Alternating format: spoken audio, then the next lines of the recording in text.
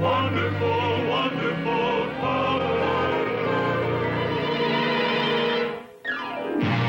Walt Disney presents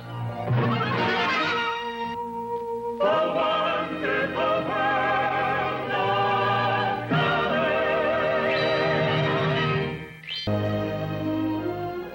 This is a tale of the far north, a story the Indians love to tell around the campfire on long winter nights. It's the legend of Minado, the Wolverine. Minado the hunter, the trapper's enemy and the Indian's friend. For the Indian long ago learned to respect the Wolverine's ways, and most of all, the animal's uncanny powers, which at times seem almost human. The tale began one morning during the moon of falling leaves. The old she-bear, Niwa, was out for one last foraging trip before hibernating for the winter. Suddenly, she detected the scent of another animal. It wasn't this that was unusual. Many animals were on the move at this time of year. The unusual thing was that the strange scent seemed to be coming from her own den.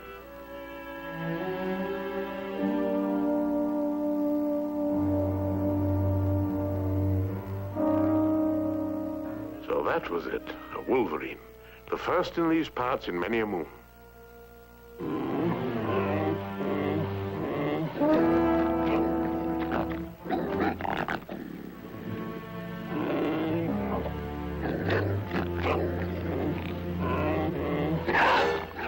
Now, the Indians will tell you that a Wolverine is a match for any bear.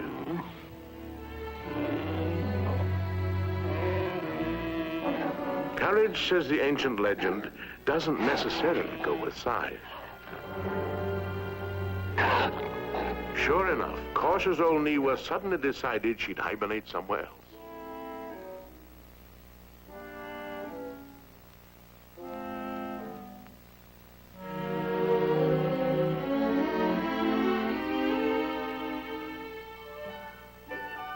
Now the she-wolverine's reason for wanting the den became clear. It would serve as home and headquarters, not only for herself, but for a strapping youngster who was nearly as large as she was. This was Minado, Minado of the legend, whose name had a curious meaning. The word signifies demon, so say the Indians, and Minado would prove a devil among demons.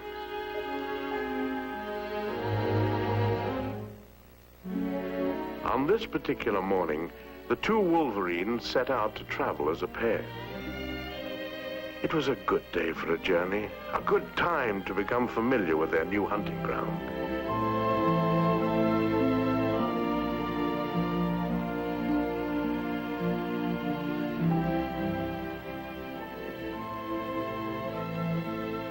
Wolverines are tireless animals, and their characteristic lope carries them swiftly across great stretches of territory.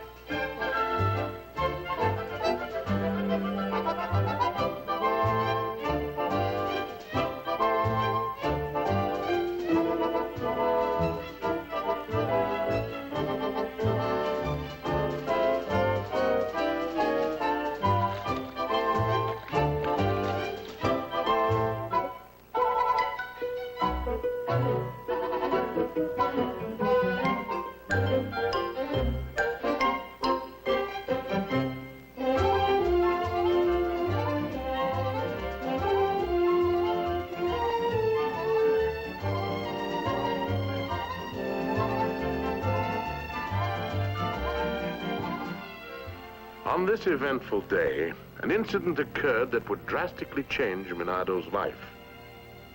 A canoe appeared on Kona Lake, and in it was the first human the Wolverines had ever seen.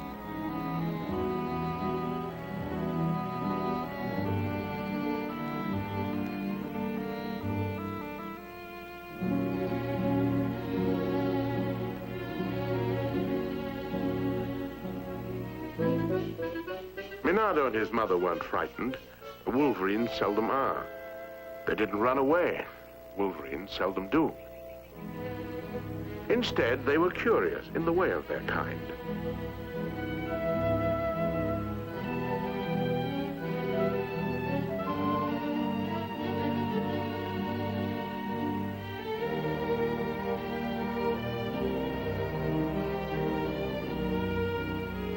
By habit, Wolverine will watch you from a place of concealment, and this is just what Minado and his mother did now.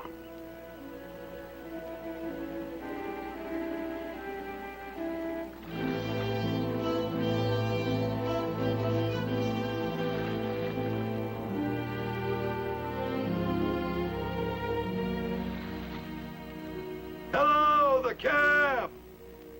Hello!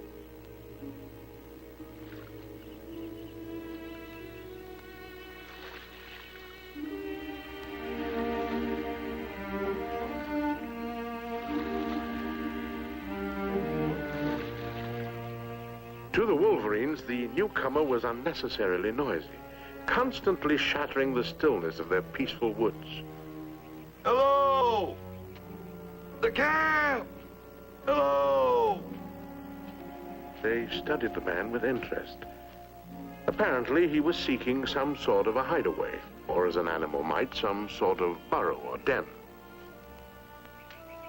This one appeared to be about what he had in mind.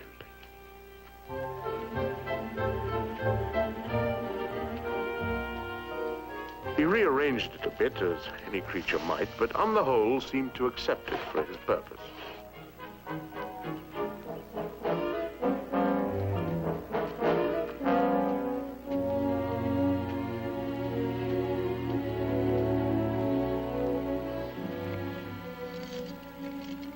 Perhaps if the Wolverines had been wiser in the ways of man, they'd have recognized him for what he was, a trapper, and therefore an enemy.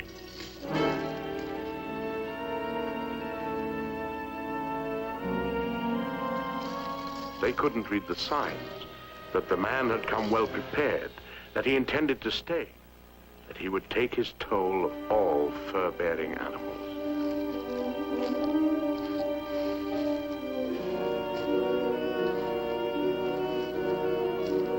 Wise in the ways of wild things, the trapper had chosen his spot with care.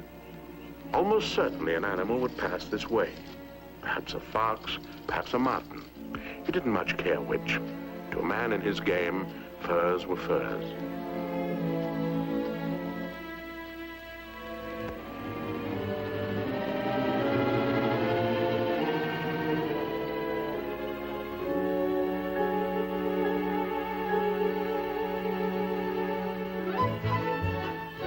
That very same morning, his calculations were confirmed.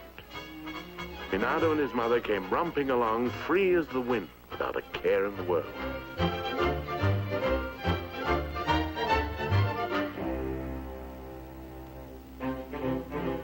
It was Minado's mother who came on the trap set first. Unfamiliar with such things, she found the cleverly offered bait most tempting.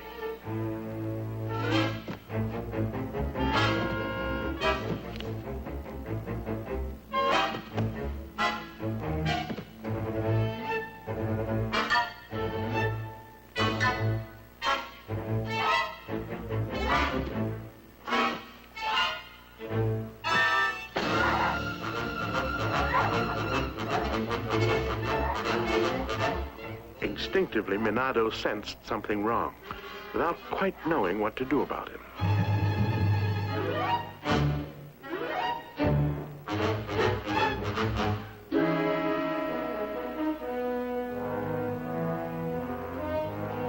When the trapper appeared, Minado knew a moment of panic. Should he run? Should he stay?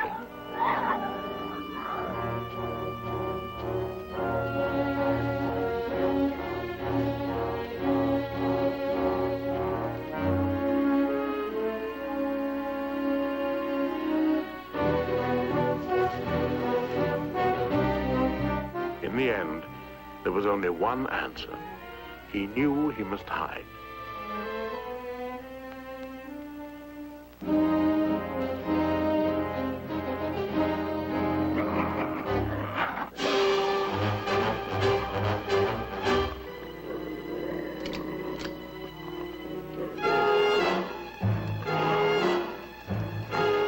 And so it was that Minado was an unwilling witness to tragedy.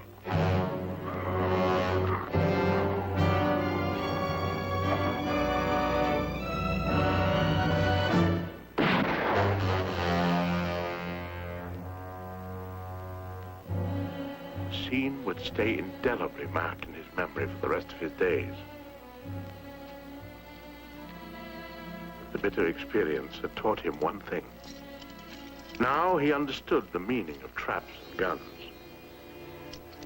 And in his wild heart, there flared a fierce hatred for this wanton enemy who would use them.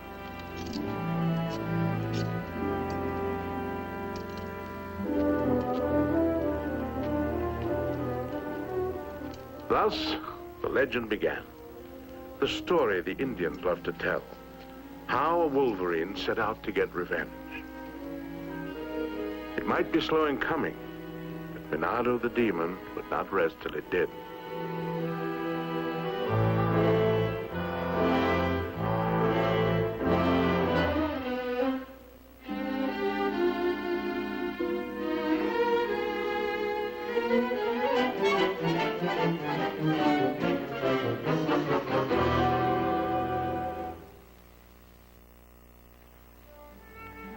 At first, Minado's hatred was only an awareness in the dim recesses of his brain. An animal is more apt to feel the present than to think about the future. And so, Minado did not immediately act upon his impulse. Besides, there were more pressing things to take care of, matters of hunger and hunting to attend to.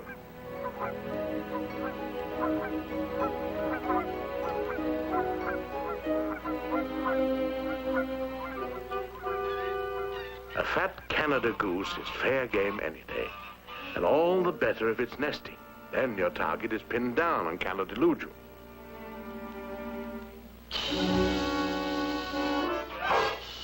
But if there's one thing to match the Wolverine's kind of courage, it's maternal instinct. The mother goose can put up quite a battle. Well, Minado decided, if not the goose herself, how about one of her eggs? The problem was how to get it, and the way was to appear not to want it. A Wolverine is as wily as a fox, and he can match wits with almost anything.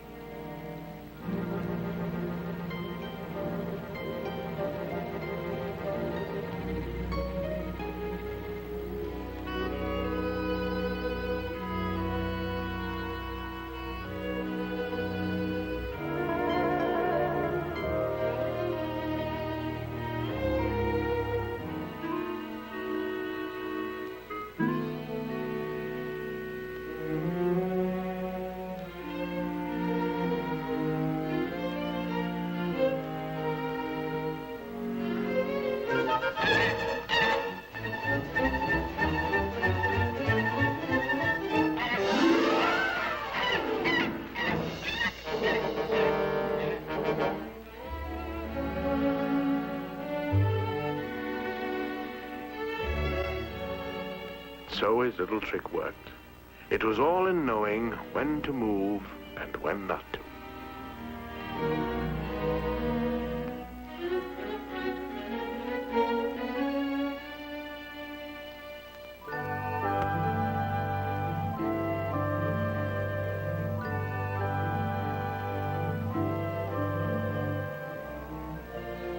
The days that followed were filled with hunting adventures.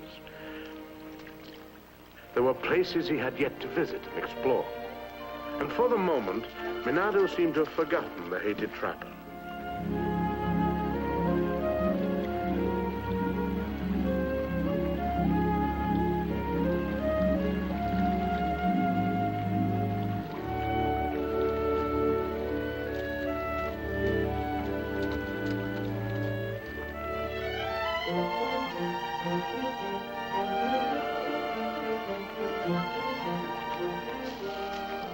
If there's one thing a Wolverine won't tolerate, it's some other animal working his hunting ground. And now he'd caught the villain in the act. It appeared that a Canada lynx was poaching on his territory.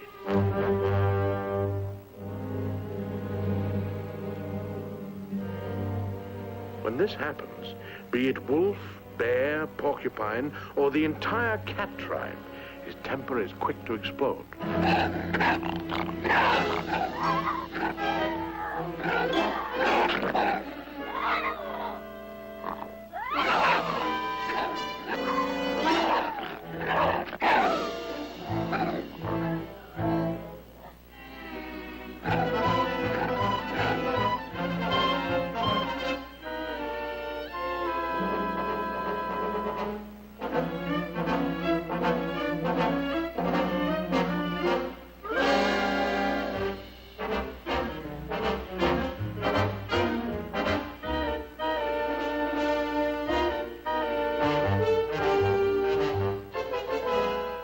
trouble threatens, it's the natural instinct of the cat family to climb a tree. But now the lynx realized he'd made a mistake. He'd worked himself out on a limb with nowhere to go. Better to turn back. But too late. The Wolverine was catching up.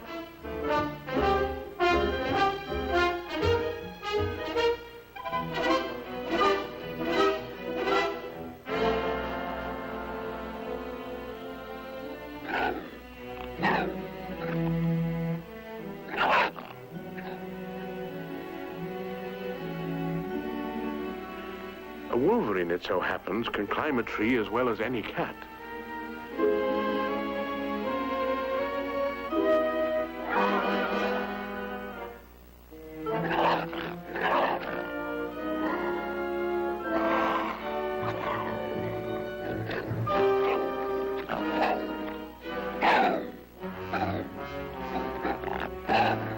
And now, for the lynx, distasteful as it might be, there was only one way out.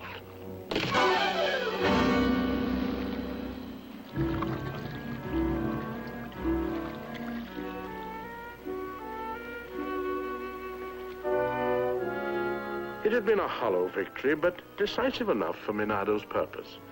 He had chased a rival off his premises and could get on with his own hunting.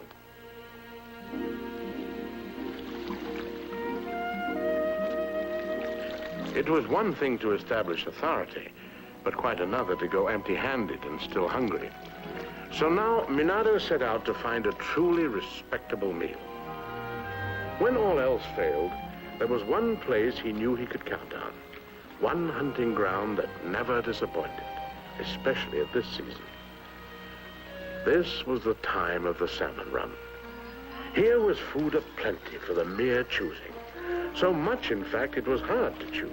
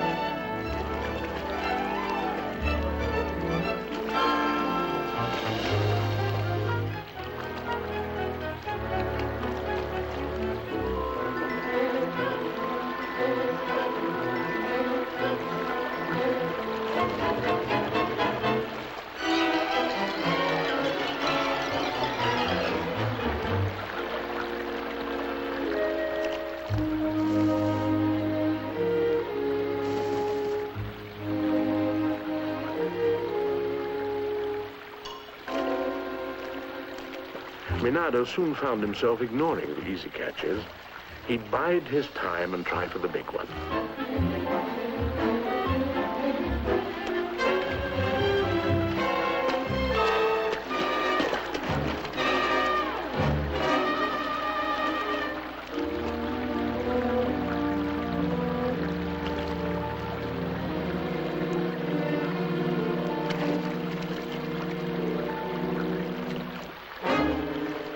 So it was that he ended up with a prize weighing almost as much as he did.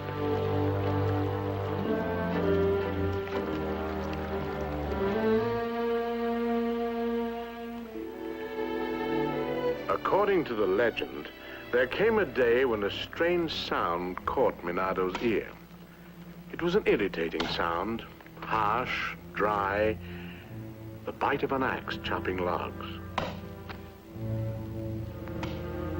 To Minado, everything this man did seemed out of place and noisy. He could feel his hatred returning.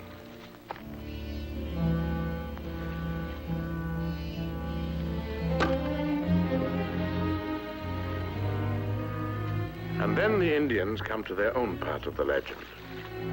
How they returned to their camp one day and found the trapper already there.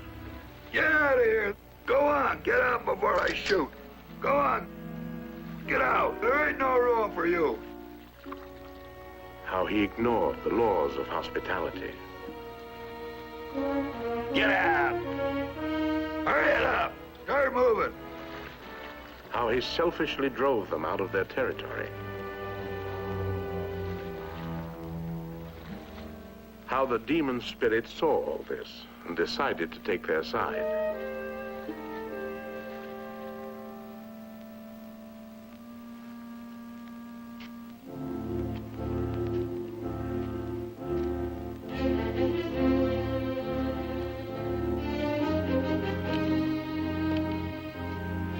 The trapper couldn't know what they knew, that he had made bad medicine.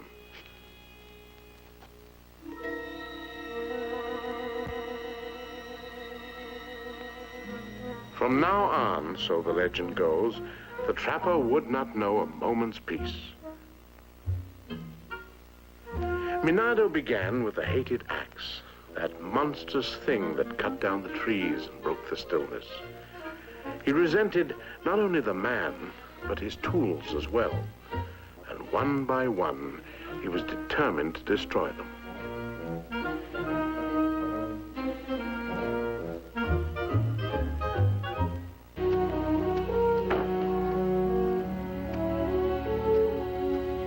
Next morning, when the trapper wanted kindling for his breakfast fire, he made a startling discovery. His axe had disappeared.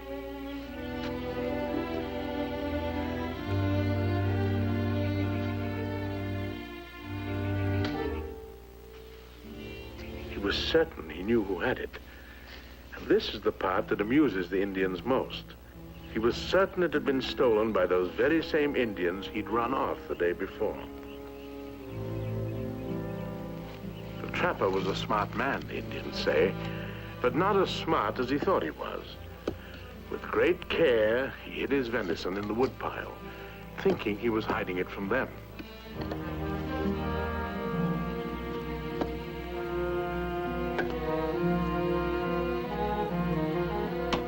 And all the while, Minado was watching.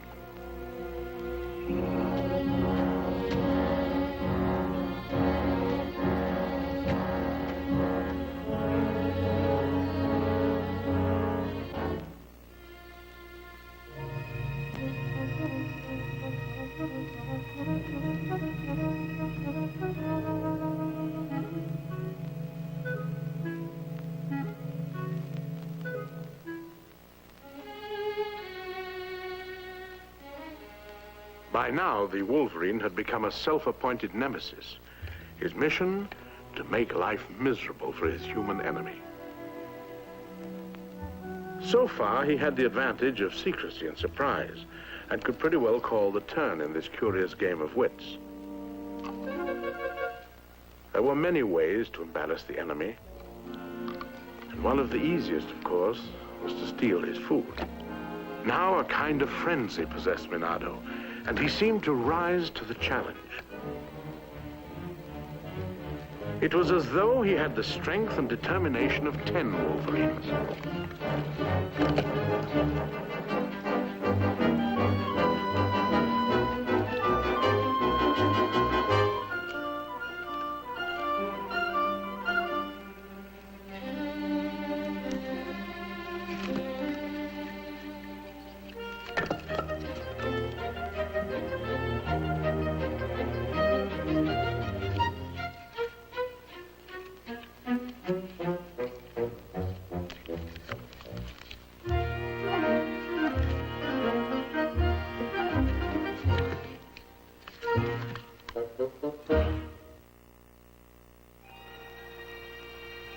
Later that same day, within the space of a few hours, the first of winter's snows touched this landscape.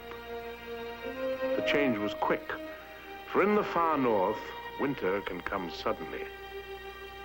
Now was the time of the ice moon. This was a whole new world.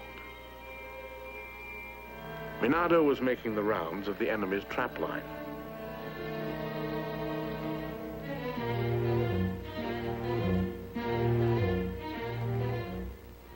Minado remembered these cruel contraptions well, too well for the trapper's purpose.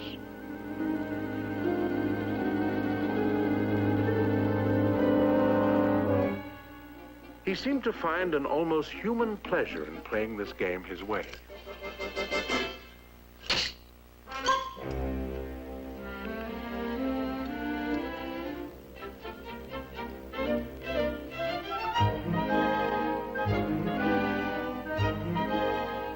The trapper had used a variety of sets, every trick he knew, everything that had worked before. But for every new puzzle, Minado knew it was the same answer.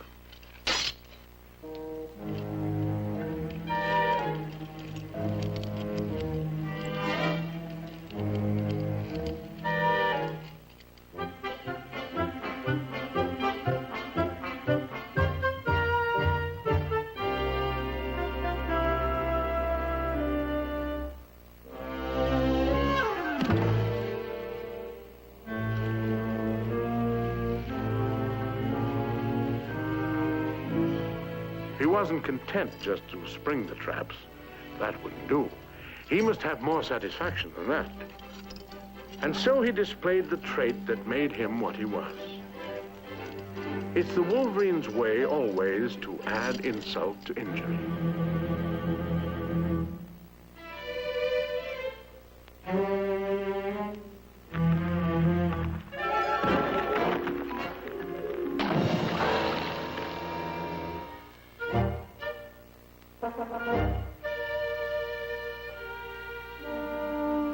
Ignorant of the happenings on his back trail, the trapper headed home. Tomorrow, he'd make the rounds again. Tomorrow, he'd collect the first pelts. Suddenly, this pleasant reverie was cut short.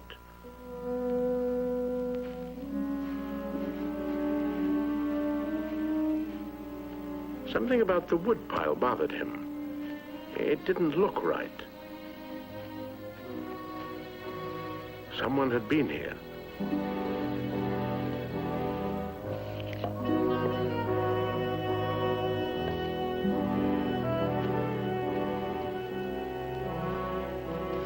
Someone had stolen his entire meat supply.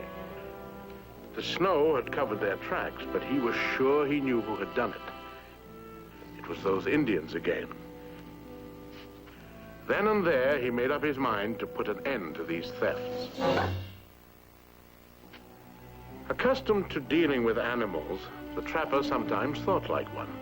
And now he set a new kind of trap, a man trap. Baited with something he figured the Indians couldn't resist.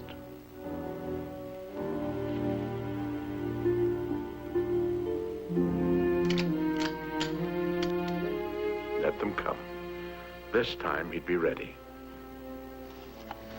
This time, a deadly surprise. No one was going to drive him out of prime trapping territory. It would be a long night, but he was prepared for that.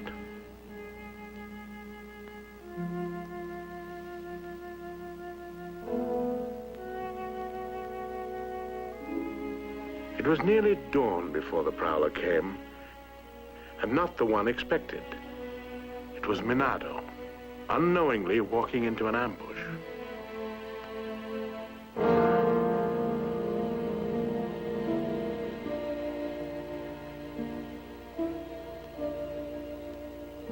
But no shot rang out, for the simple reason that the trapper was momentarily disarmed.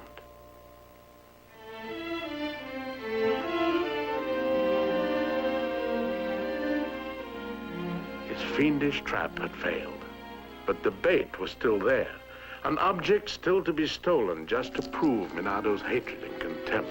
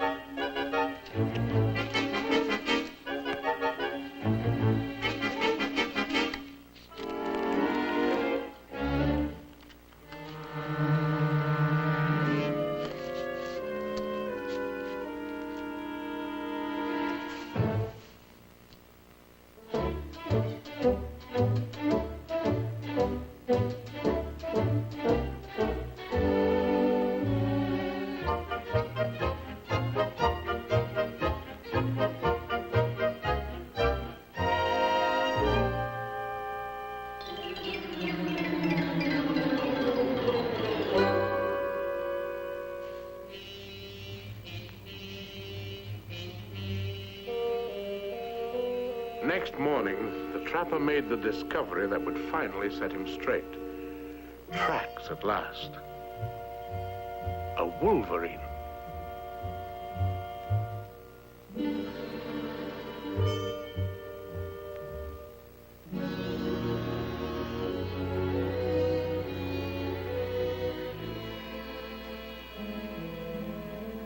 This was it, the day for the showdown.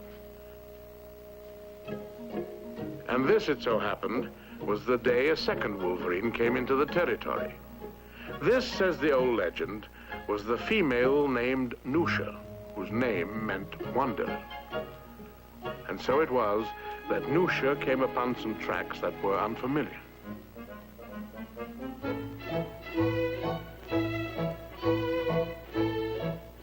As most trails do, this one led somewhere, straight to another of the trapper's cleverly concealed sets.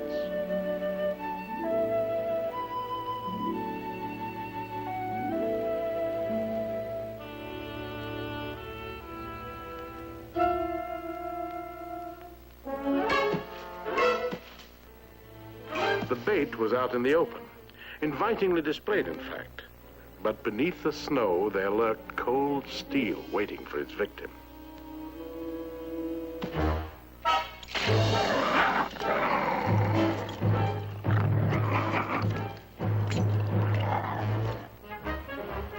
On the back trail, meanwhile, Minado was following the faint drift of an animal scent.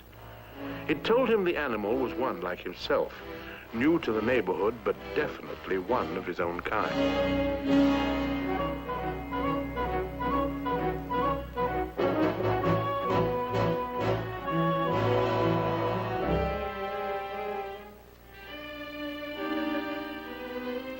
When he came to the double trail, Nusha's overlaid on snowshoe prints, he read it accurately. Danger. And he pushed on faster.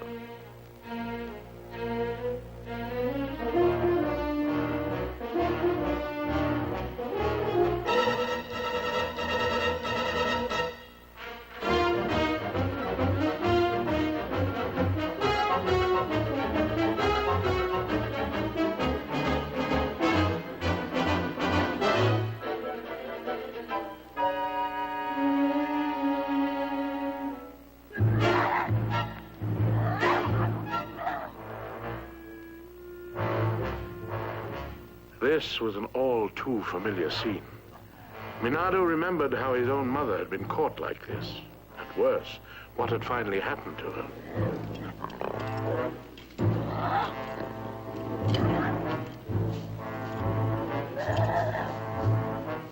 There had been so little time to do anything before, there might even be less time now. He knew he must somehow solve the problem quickly.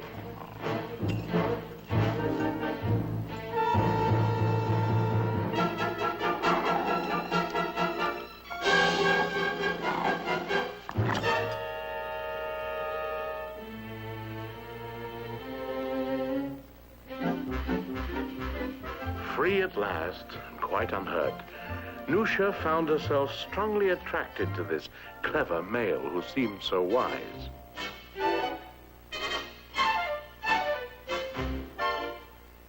And so, the old legend goes on, the exuberant courtship that followed was played out in a winter wonderland.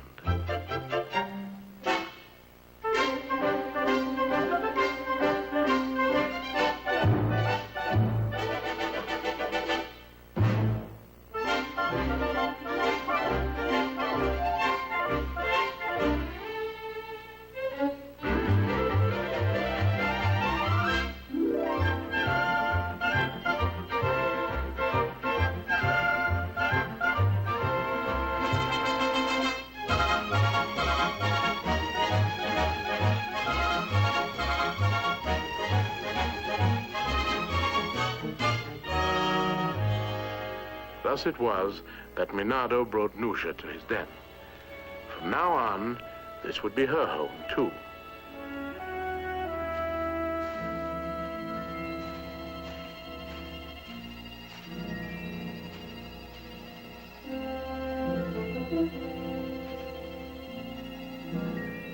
Meanwhile, the trapper was reading the signs and figuring out what had happened.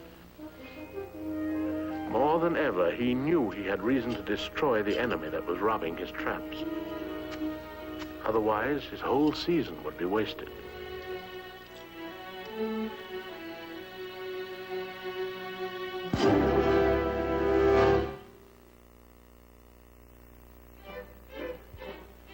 A day or two later, Minado was returning from a hunting foray, unaware that disaster was threatening his home.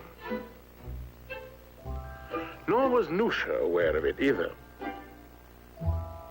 While waiting for her mate, she'd begun to explore her new surroundings and had failed to notice a certain threatening shadow.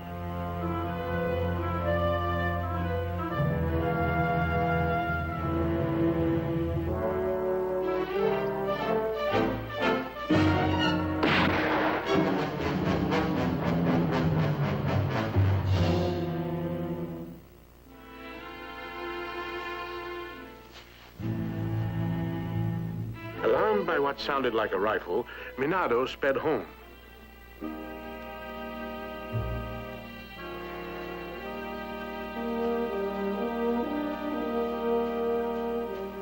The trapper had waited a long time for this moment.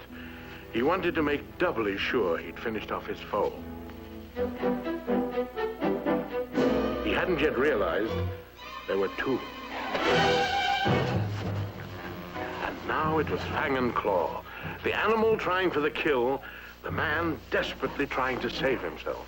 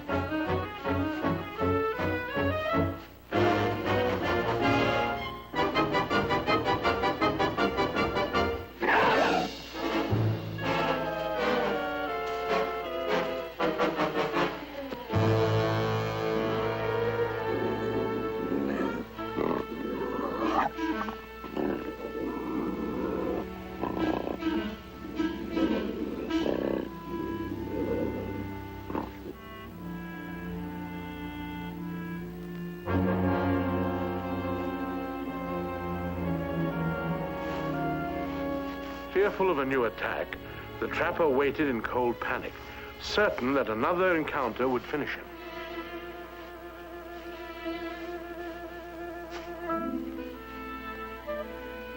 But Minado had broken off the battle and already was retracing his steps back to where Nusha lay, still as death where she had fallen.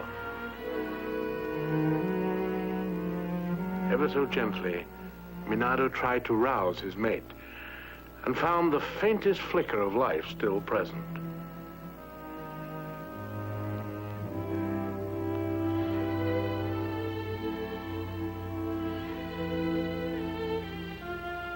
Within minutes, Nusha had regained consciousness. The rifle bullet had only creased her forehead, momentarily stunning her. Now that she was herself, Minado decided, and could be safely left alone, there was one more important chore he must perform. The legend of Minado has many facets, but none more curious than what happened next. A Wolverine went on the warpath. Minado set out to destroy every last thing the trapper owned. And the place to do it, of course, was inside the enemy's house.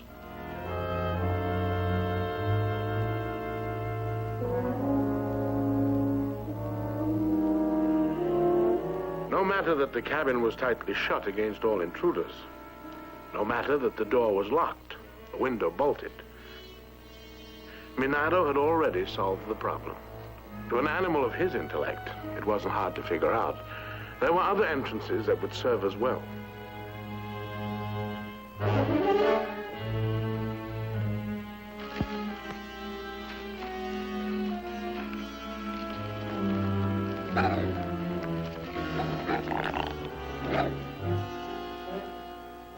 Methodically, Minado went to work.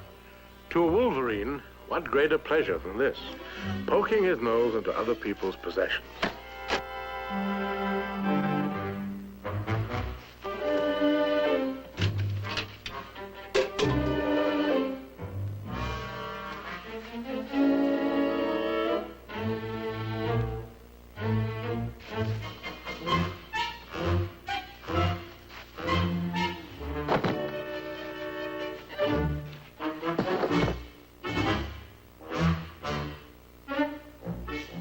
There was no particular system to it. He took things as they came. But before he was through, there wouldn't be an untouched, unopened, undamaged carton or container in the place.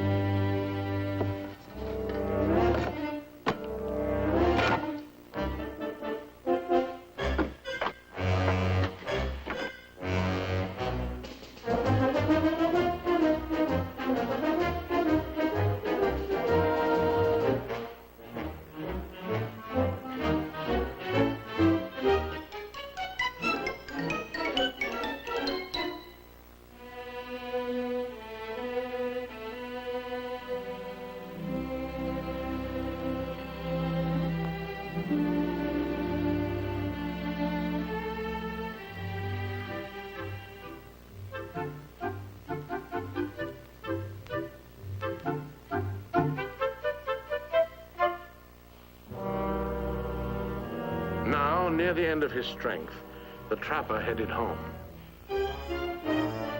Gone were his snowshoes, his rifle. Gone, too, all desire ever to face a Wolverine again.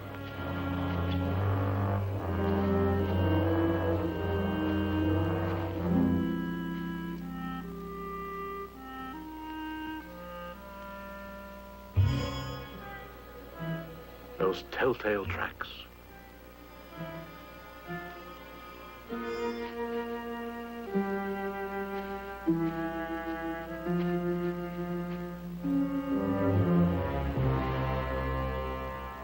The demon had been here, and in his fiendish way, he had been busy. Here was devil's work done with a vengeance.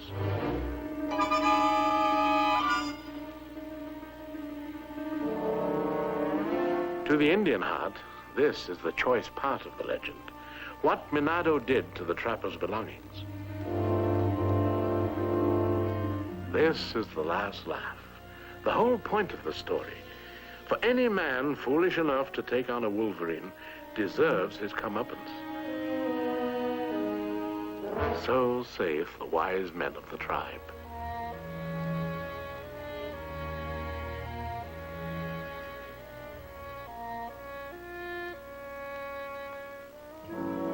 There isn't much more to the tale. Near desperation, the trapper searched for his spare rifle and found comfort in its cold touch. Here, at least, was one thing the Wolverine hadn't carried off. But what good was it? Empty.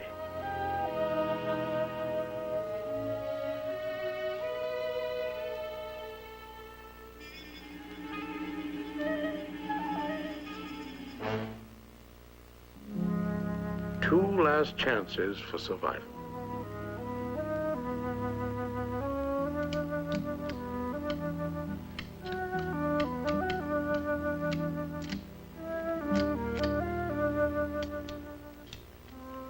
It all depended on luck, and at the moment, his was running low. His only chance to get out before the blizzards came.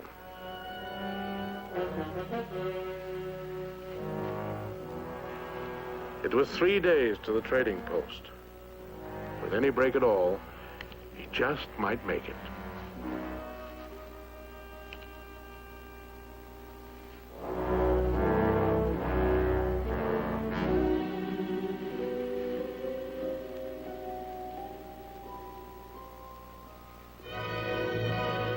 And then the legend comes to its close in the time of the green moon, when the south wind brought the freshness of spring. Minado and Nusha were together once more, free to roam at will this land that was now theirs. Theirs to roam and rule for all the moons to come. And to the wisest of the wise, the ancient people who tell this tale, this was well. This was as nature intended. This was as it should be.